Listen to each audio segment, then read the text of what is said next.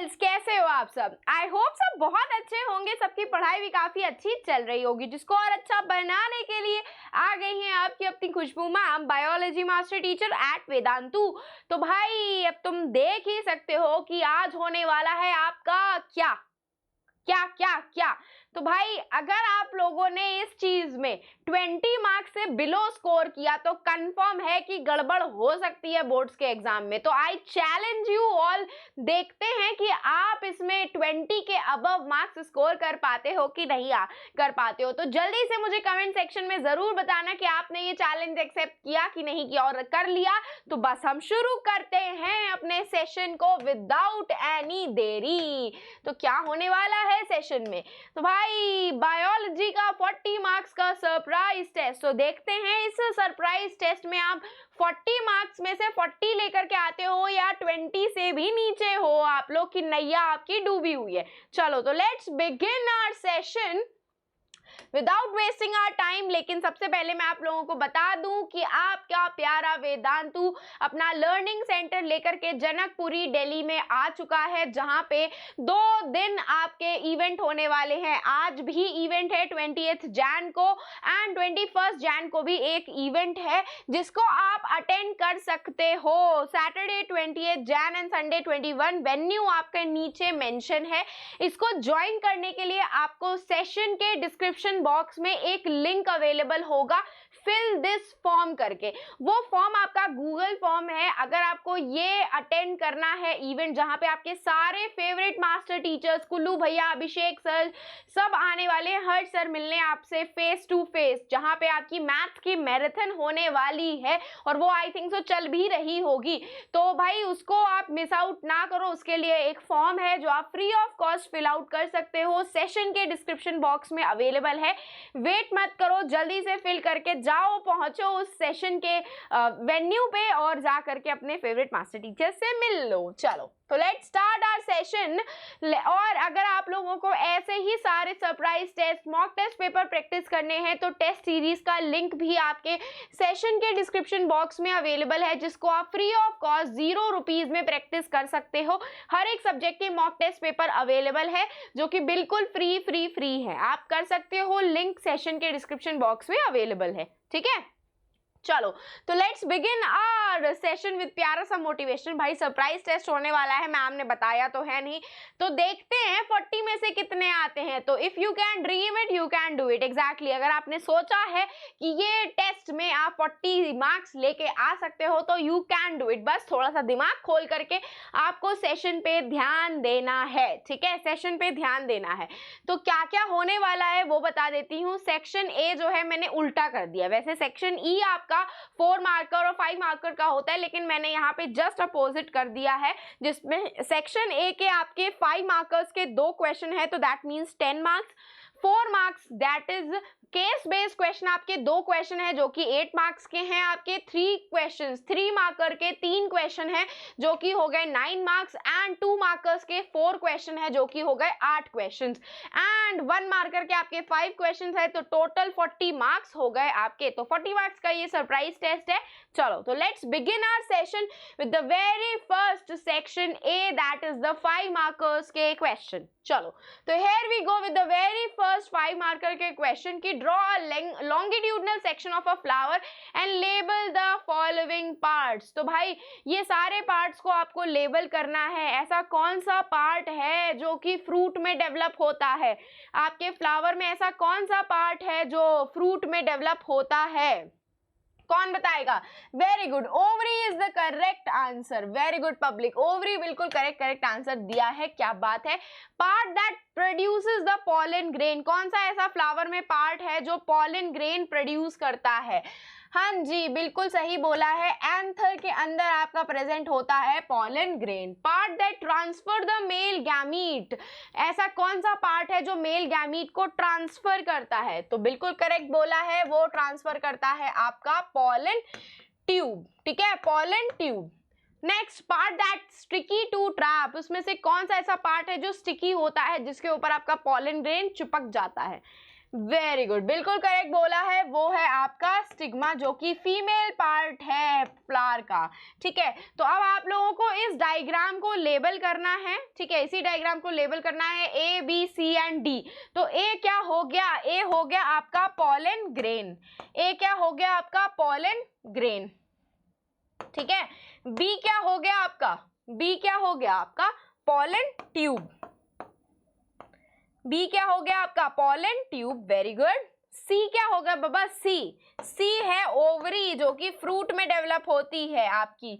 और डी क्या हो गया, डी हो गया आपका ओवा या फिर एग सेल। ठीक है, एग हो गया, ओवा या फिर एग सेल हो गया। ठीक है, जो कि जिसके साथ आपका पॉलन ग्रेन के अंदर जो मेल गैमीट है वो फ्यूज हो करके क्या फॉर्मेशन करता है, फर्टिलाइजेशन करता है, फिर जाइगोट, फिर एम्ब्रियो और धीरे धीरे करके ओव्यूल आपका सीड में डेवलप होता है और ओवरी आपकी फ्रूट में डेवलप हो जाती है। ठीक है, फ्रूट में डेवलप हो जाती है। तो भाई यही कुछ करना था, ऐसा ही कुछ करना था आपको। Part that develops into flower हमने fruit ovary that produces pollen grain, and third part that transfer male gamete style नहीं होता है, पॉलन ट्यूब भी लिख सकते हो, स्टिग्मा स्टाइल एंड ओवरी। और part that is sticky to trap वो स्टिग्मा होता है, और ये सब तो हमने मेंशन कर ही दिए थे। ठीक है, चलो moving ahead with the next question, define excretion. 5 markers के क्वेश्चन है भैया, ध्यान से पढ़ना। Define excretion and name the basic filtration unit present in the kidney बोल रही हूँ। Draw excretory system in human beings and label the parts of the following organs which perform the following functions, that is the urine which collects the urine from the kidney, जो urine formation करती है, and जो urine को pass out करती है। ठीक है, तो भाई एक्सक्रीशन को कैसे डिफाइन करोगे आप लोग, एक्सक्रीशन क्या होता है। Very good. Process of removal of nitrogenous waste. Process of removal of nitrogenous waste is known as excretion. And nitrogenous waste कौन कौन से होते हैं, यूरिया, यूरिक एसिड, अमोनिया, ये सब आपके नाइट्रोजनस वेस्ट होते हैं। क्या होते हैं, process of removal of nitrogenous waste from our body is known as excretion. तो भाई बेसिक फिल्ट्रेशन यूनिट किडनी की क्या होती है, वेरी गुड, बिल्कुल करेक्ट बोला है, nephron is the basic filtration unit of the kidney. और हमें क्या ड्रॉ करना है, एक एक्सक्रीटरी सिस्टम का डायग्राम ड्रॉ करना है जिसमें यूरिन कहाँ पे प्रोड्यूस होती है, किडनी में, किडनी में होती है यूरिन की फॉर्मेशन। कौन सी ऐसी लॉन्ग ट्यूब है जो यूरिन को कलेक्ट करती है किडनी में से, वो होती है यूरेटर आपकी। ठीक है, एंड कौन सा ऐसा पार्ट है जो यूरिन को स्टोर करता है जब तक वो पास ना हो जाए। तो भाई यूरिन को स्टोर करने का काम आपकी यूरिनरी ब्लैडर करती है। कौन करती है, यूरिनरी ब्लैडर। तो चलो इसका डायग्राम ड्रॉ कर लेते हैं जो कि काफी इजी है। तो भाई यहाँ तो जगह है नहीं लेकिन यहाँ पे है, तो यहाँ पे ड्रॉ कर लेते हैं। ये हो गई आपकी बीन शेप किडनीज दो। ठीक है, यहां से निकलते हैं आपके यूरेटर्स,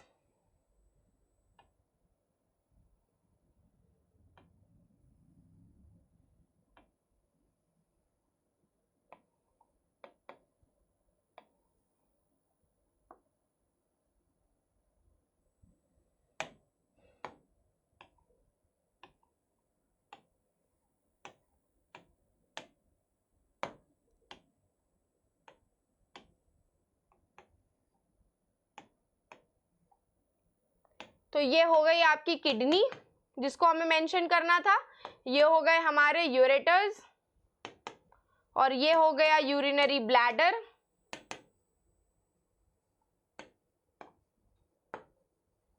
और ये हो गया यूरेथ्रा। ठीक है, तो बस यही सब मेंशन करना था जो मैंने मेंशन करके दिखा दिया आपको। ठीक है, चलो तो moving ahead with the next section जो कि सेक्शन बी है, एंड द 4 मार्कर्स क्वेश्चन, जो कि कैसे क्वेश्चन होते हैं, these are the case based questions. ये कैसे क्वेश्चन होते हैं, केस बेस्ड क्वेश्चंस होते हैं। ठीक है, चलो तो let's begin our case based questions, जिसमें हम क्या करते हैं, हम तो हैं खतरनाक आलसी। तो आलसी में क्या होता है, आलसी लोग कैसे होते हैं, केसेस पढ़ते नहीं है। लेकिन यहाँ पे मैं आपको एक ट्रिक बता दूं, देखो अगर केस आता है आपको, उसके क्वेश्चन आपसे डायरेक्ट सॉल्व हो रहे हैं तो बहुत अच्छी बात है, लेकिन अगर आपसे आपसे क्वेश्चन नहीं सॉल्व हो रहे हैं डायरेक्ट तो एक बार केस पढ़ लेना, रिस्क मत लेना, ठीक है।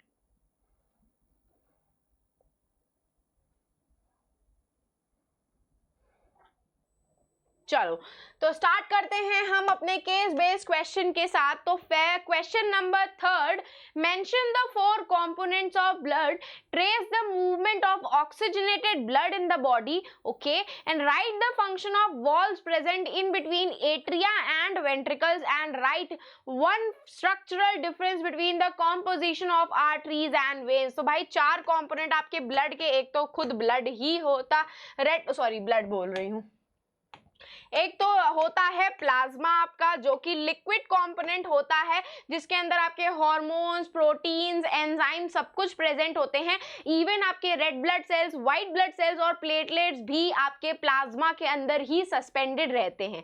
दूसरा हो गया आपका रेड ब्लड सेल्स। क्या होते हैं रेड ब्लड सेल्स? जिनको हम आरबीसीज बोलते हैं। क्या बोलते हैं? आरबीसीज बोलते हैं। थर्ड हो गया आपका व्हाइट ब्लड सेल्स जिसको हम डब्ल्यूबीसीज बोलते हैं, जो कि आपको प्रोटेक्शन प्रोवाइड करने का काम करते हैं। लास्ट में आते हैं आपके प्लेटलेट्स। ये प्लेटलेट्स जो होती हैं आपके ब्लड को क्लॉट करवाने में, ब्लड की क्लॉटिंग करवाने में मदद करती हैं।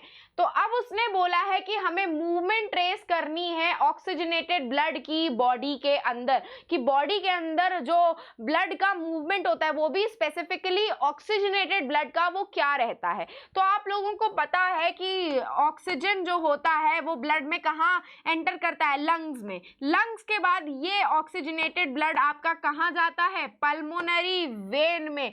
ये एक ऐसी वेन है जो एक्सेप्शन है, क्योंकि सारी वेन्स आपकी डीऑक्सीजनेटेड ब्लड कैरी करती हैं except the pulmonary vein. Pulmonary vein के बाद ये ब्लड आपका कहाँ जाता है? लेफ्ट एट्रियम में। एंड लेफ्ट एट्रियम के बाद ये ब्लड जाता है लेफ्ट वेंट्रिकल में। एंड लेफ्ट वेंट्रिकल के बाद ये ब्लड आपका कहाँ पे जाता है? एओर्टा में, जो कि सबसे लार्जेस्ट आर्टरी होती है। और एओर्टा के बाद ये पूरे बॉडी में इसको ट्रांसपोर्ट कर देता है, जहां पे आपके हर एक सेल्स, हर एक टिश्यू इस ऑक्सीजन रिच ब्लड को यूज करते हैं, उसमें से ऑक्सीजन को यूटिलाइज करते हैं ताकि वो अपने डिफरेंट प्रोसेसेस को परफॉर्म कर सके। ठीक है।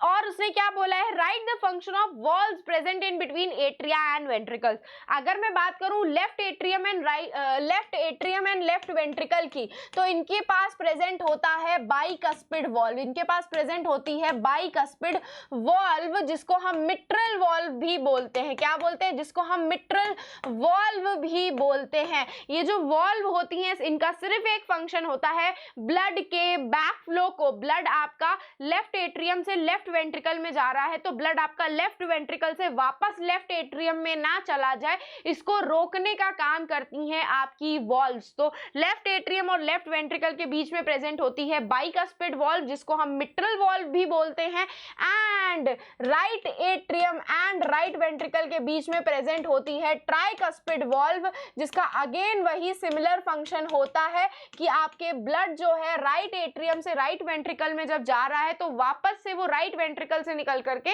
राइट एट्रियम के अंदर एंटर ना करे। इसको रोकने का काम आपकी ट्राइकस्पिड एंड बाइकस्पिड वॉल्व करती है।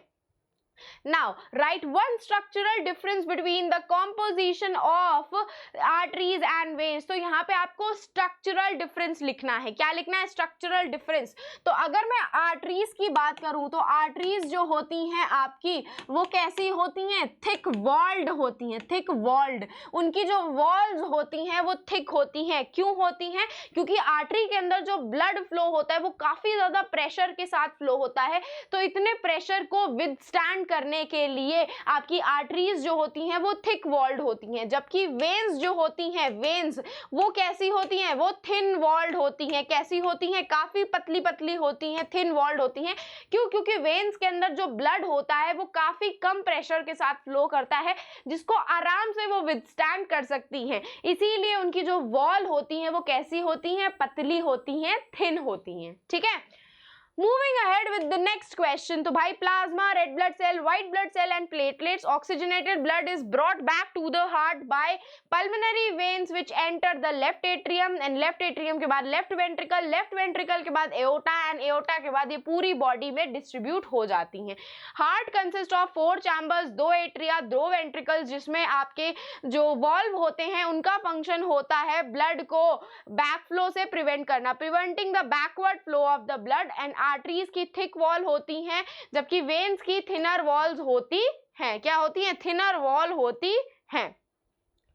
Moving ahead with the next 4 markers question. On the basis of the above given information, is the green color a dominant trait or recessive trait? Justify your answer. ठीक है, तो सीमा के पास green eyes हैं जबकि उसके parent के पास while her parents and brother have black eyes. ठीक है, पूजा's husband Ravi has black eyes while his mother has green eyes and father has black eyes.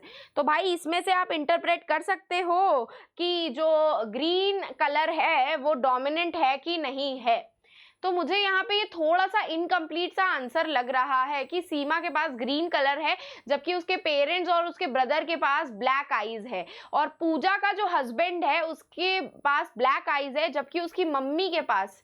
ये कुछ गड़बड़ सा क्वेश्चन नहीं लग रहा है. आई थिंक सो वहाँ पे सीमा नहीं जाएगा, वहाँ पे पूजा ही जाएगा.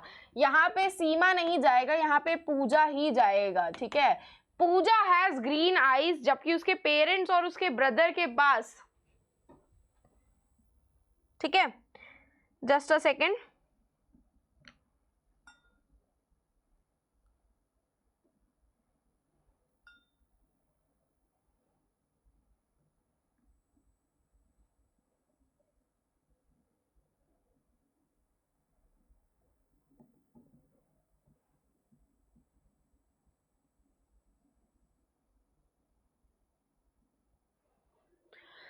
तो पूजा के पास ग्रीन आईज हैं जबकि उसके पेरेंट्स और ब्रदर के पास ब्लैक आईज हैं. ठीक है, पूजा का हस्बैंड जो है उसके पास ब्लैक आईज है, उसकी मम्मी के पास ग्रीन आईज है एंड फादर के पास ब्लैक आईज हैं. तो इसका क्रॉस बनाना पड़ेगा कहीं ना कहीं हमको. यहाँ पे अगर हम लोग लेते हैं मदर, पेरेंट्स है तो मेल और फीमेल लिख लेती हूँ मैं. यहाँ पे पूजा के P male and P female मतलब पूजा के मम्मी और पापा. ठीक है, तो अगर मम्मी पापा के पास, अच्छा हमें ये पता है कि रेसेसिव ट्रेट जो होते हैं वो होमोजाइगस कंडीशन में एक्सप्रेस होते हैं. मतलब अगर यहाँ पे ग्रीन कलर के आईज हैं तो ग्रीन जो है स्मॉल जी में ही एक्सप्रेस होंगी. अगर कैपिटल जी और स्मॉल जी होगा तब भी वो एक्सप्रेस नहीं होगा. आपको लॉ ऑफ डोमिनेंस पता है. ठीक है, तो अगर हम पापा के पास भी कैपिटल जी कर दें, मम्मी के पास स्मॉल जी कर दें, तो आप लोगों को पता है कि F1 जनरेशन में कैपिटल जी एंड स्मॉल जी जाएगा. ठीक है, कैपिटल जी और स्मॉल जी जाएगा. इसका मतलब क्या होगा, उसके जो बच्चे होंगे उनके सबके पास काली आंखें होंगी. ठीक है, काली आंखें होंगी. तो इसका मतलब ये है कि मम्मी या पापा में से किसी एक के पास हेट्रोजाइगस कंडीशन है.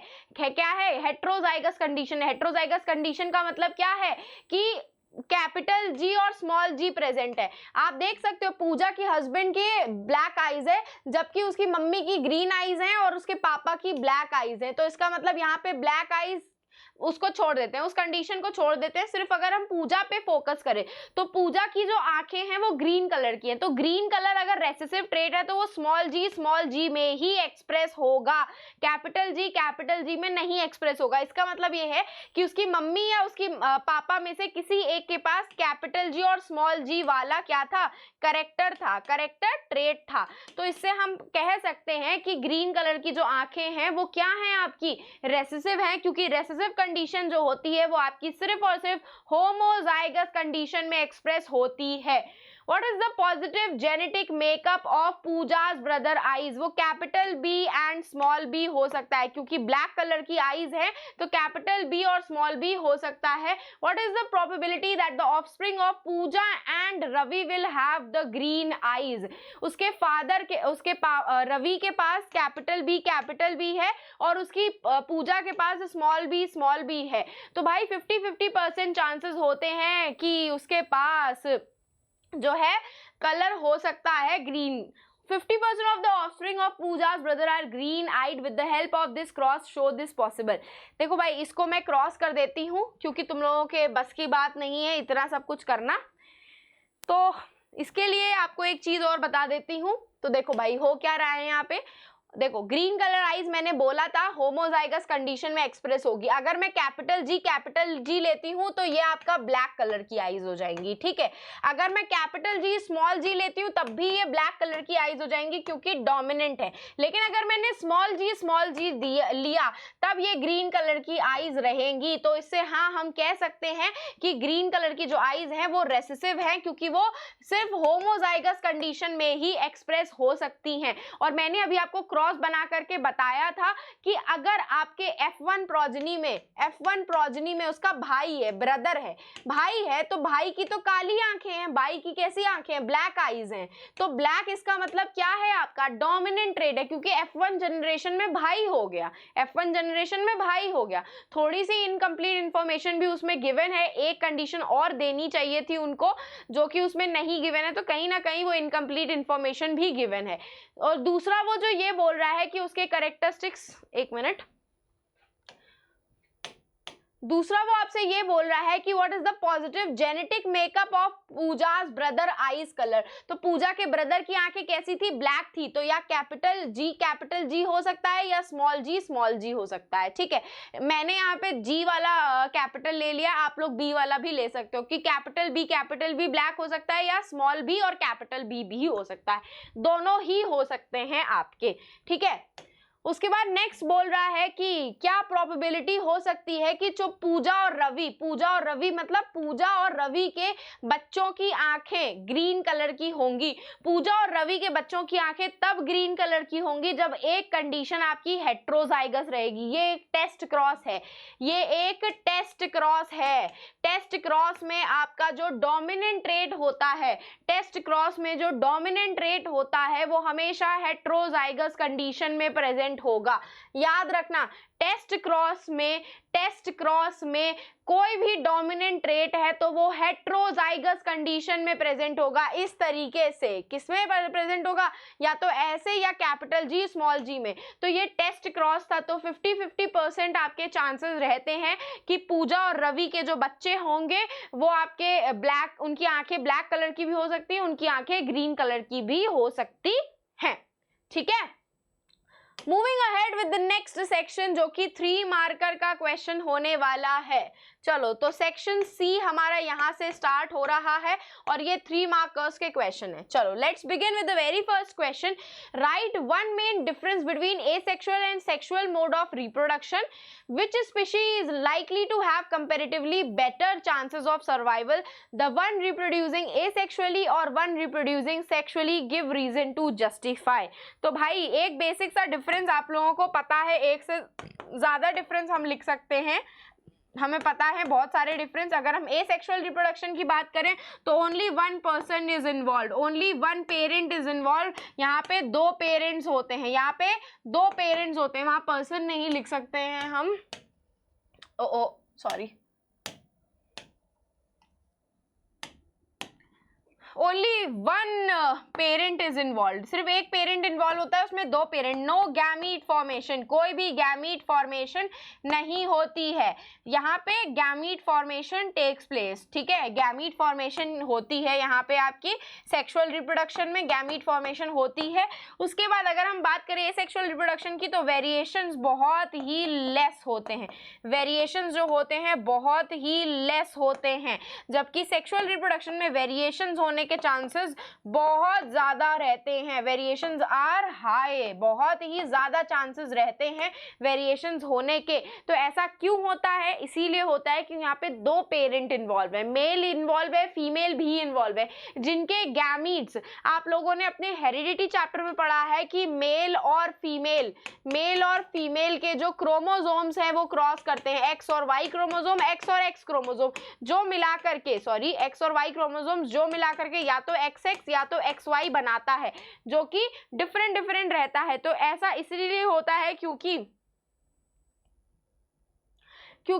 ऐसा अगर देखो जो गैमीट्स होती हैं वो अलग अलग होती हैं। जब आप दो मसालों को अलग मिलाते हो या दो डिशेस को अलग अलग मिला रहे हो तो आपका एक नया कॉम्बिनेशन बनता है कि नहीं बनता है।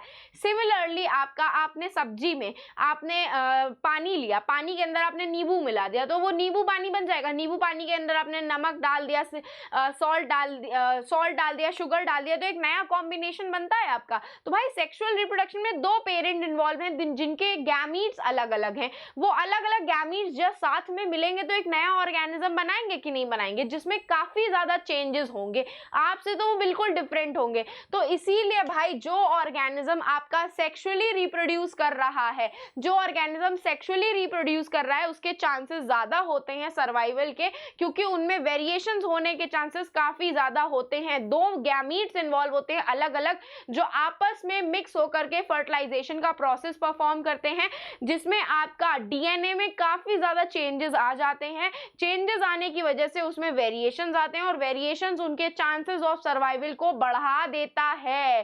ठीक है, वेरिएशंस चांसेस ऑफ सर्वाइवल को बढ़ा देता है, इसीलिए सेक्सुअली रिप्रोड्यूसिंग ऑर्गेनिज्म के ज्यादा चांसेस होते हैं सर्वाइव करने के। Moving ahead with the next question, describe the various steps involved in the process of binary fission with the help of a diagram। ठीक है भैया, डायग्राम बना लेते हैं। तो ये हो गया हमारे अमीबा, ठीक है, ये हो गई हमारे अमीबा। अमीबा सबसे पहले क्या परफॉर्म करता है? कैरियोकाइनेसिस परफॉर्म करता है। भाई अब कैरियोकाइनेसिस क्या है? कैरियोकाइनेसिस का मतलब होता है nucleus division. Nucleus division perform करता है। भाई अमीबा के अंदर जो उसका न्यूक्लियस होता है वो डिवाइड होना शुरू कर देता है। ठीक है, इस तरीके से डिवाइड होना शुरू कर देता है न्यूक्लियस अमीबा का। न्यूक्लियस डिवाइड होने के बाद उसमें होता है साइटोकाइनेसिस। क्या होता है? उसमें होता है साइटोकाइनेसिस, मतलब साइटोप्लाज्म डिवाइड होता है। क्या होता है? साइटोप्लाज्म डिवाइड होना शुरू करता है। ठीक है, इस तरीके से। ठीक है, ये इस तरीके से साइटोप्लाज्म डिवाइड होने का चांसेस होता है। इनके अंदर अपना न्यूक्लियस ऑलरेडी आ जाता है और साइटोप्लाज्म डिवाइड होने के बाद ये दो डॉटर सेल्स में डिवाइड हो जाते हैं, जिनके पास अपना अपना न्यूक्लियस और अपना अपना साइटोप्लाज्म रहता है। तो सबसे पहला स्टेप में वो कैरियोकाइनेसिस परफॉर्म करते हैं, जिसमें न्यूक्लियस डिवीजन होता है। न्यूक्लियस डिवाइड होने के बाद वो साइटोकाइनेसिस परफॉर्म करते हैं, जिसमें साइटोप्लाज्म का डिवीजन होता है। और जब साइटोप्लाज्म पूरा डिवाइड हो जाता है तो वो दो डॉटर सेल्स में कन्वर्ट हो जाते हैं, एक डॉटर सेल एंड दूसरा डॉटर सेल्स। इस तरीके से पूरा होता है। तो इलोंगेशन ऑफ न्यूक्लियस, फिर उसके बाद एक डेवलपमेंट ऑफ ग्रुप, फिर division of nucleus and cytoplasm and दो डॉटर सेल प्रोड्यूस हो गई। तो ये हो गया आपका बाइनरी फिजन इन अमीबा। ठीक है, ये हो गया binary fission in amoeba. Moving ahead with the next question, define the term pollination, differentiate between self-pollination and cross-pollination. What is the significance of pollination? Pollination क्या होता है, self and cross-pollination क्या होते हैं और pollination की significance क्या होती है? Significance का मतलब होता है importance क्या रहती है। तो भाई pollination क्या होता है? Transfer of pollen grains, transfer of pollen grains from anther to stigma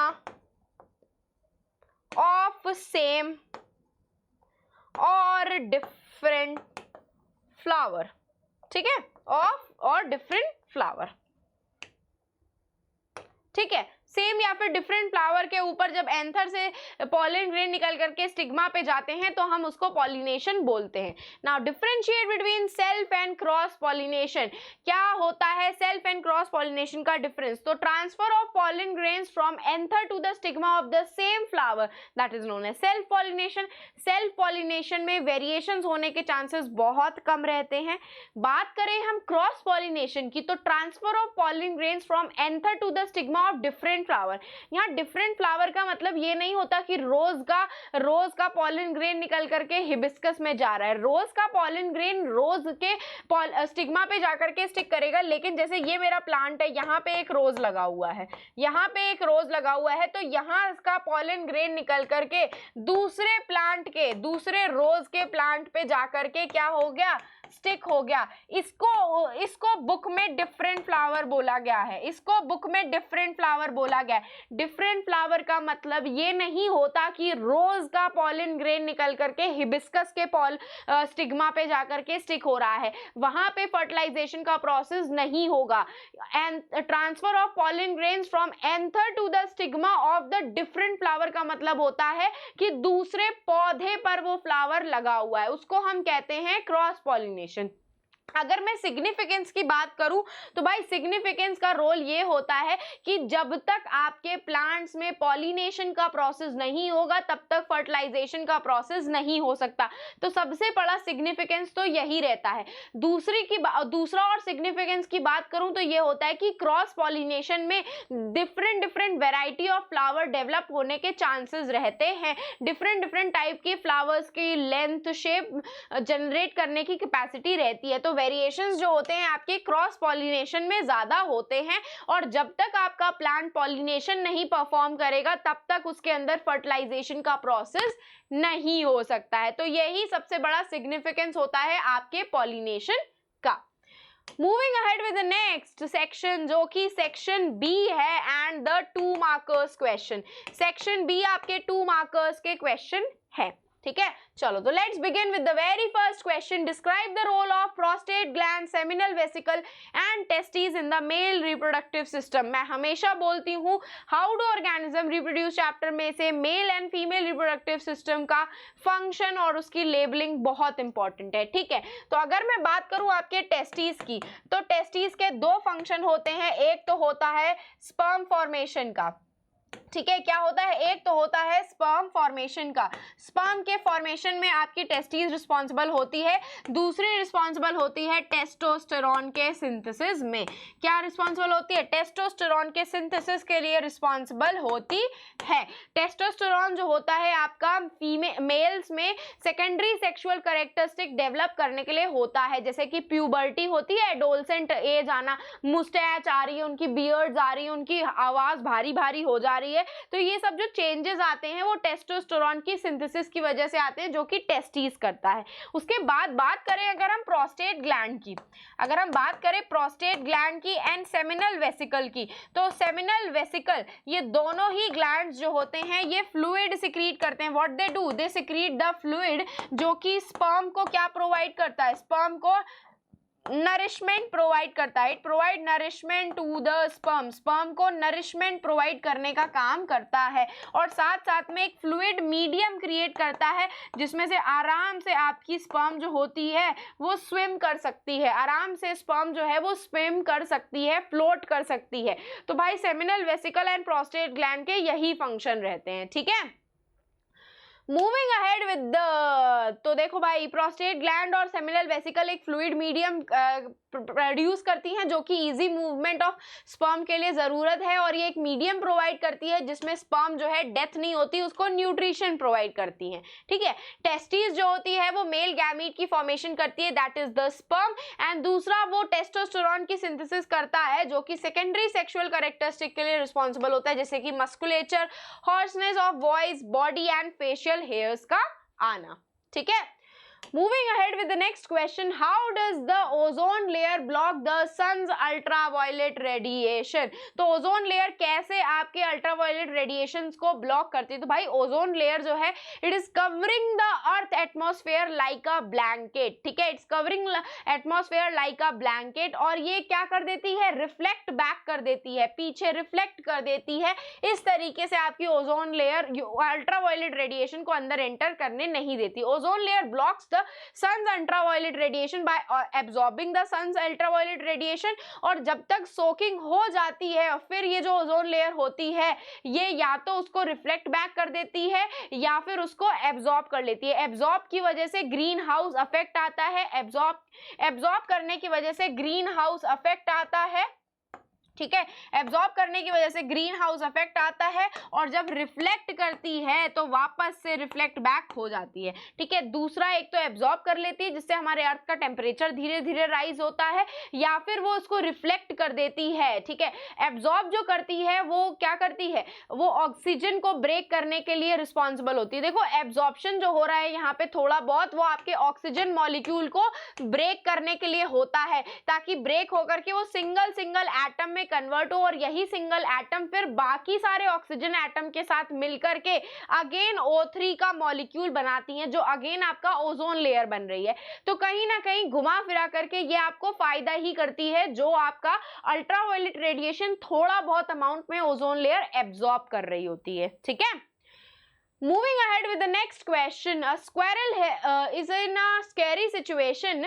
Its body has to prepare either for the fighting or the running away. State the immediate changes that takes place in the body so that the squirrel is able to fight or run.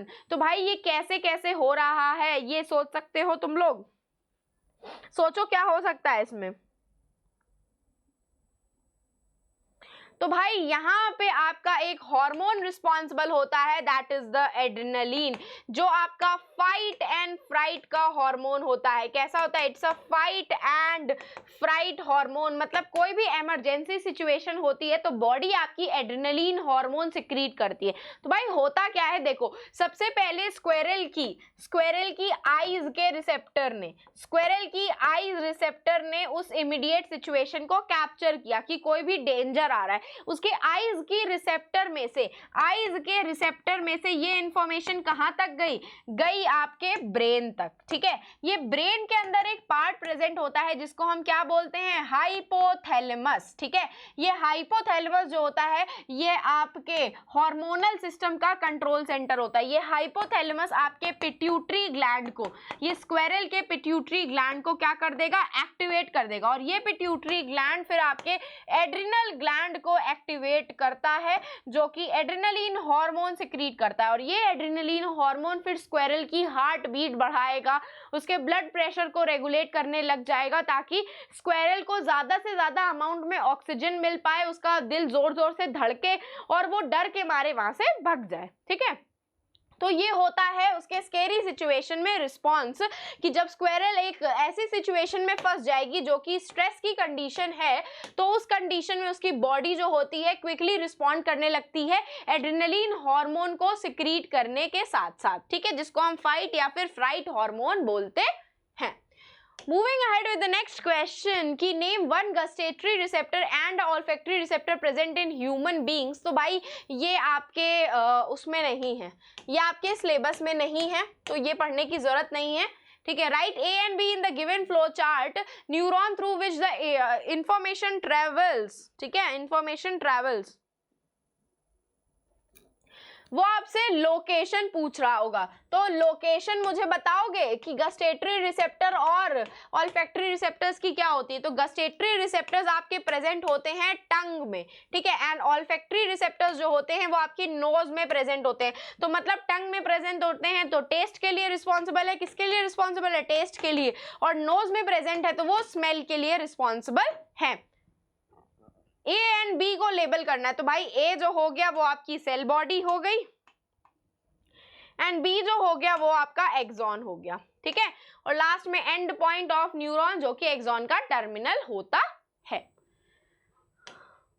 Moving ahead with the last section, that is the section E, जो कि आपके 1 markers के question है। चलो तो let's begin our first 1 marker question. Which of the following is not a part of female reproductive system in human beings? Ovary, uterus, vas deferens and fallopian tube. ये तो खतरनाक सा easy question है, that is the vas deferens. Vas deferens is the correct answer, जो कि आपके female reproductive system का part नहीं है। ठीक है, moving ahead with the next question, which of the following is a plant hormone. इसमें से कौन सा ऐसा हार्मोन है जो प्लांट हार्मोन कहलाता है। इंसुलिन, भाई ये तो पेनक्रियास सिक्रीट करती है। ठीक है, ये कौन सिक्रीट करता है, पेनक्रियास। थायरोक्सिन, थायराइड ग्लैंड, कौन सिक्रीट करता है, थायराइड ग्लैंड। ठीक है, एंड उसके बाद ईस्ट्रोजन, ये आपकी ओवरीज सिक्रीट करती हैं। ठीक है, एंड साइटोकाइनिन, ये होते हैं फाइटो हार्मोन्स, प्लांट हार्मोन्स। तो करेक्ट आंसर क्या हो गया आपका, correct answer D is the correct answer, D is the correct answer.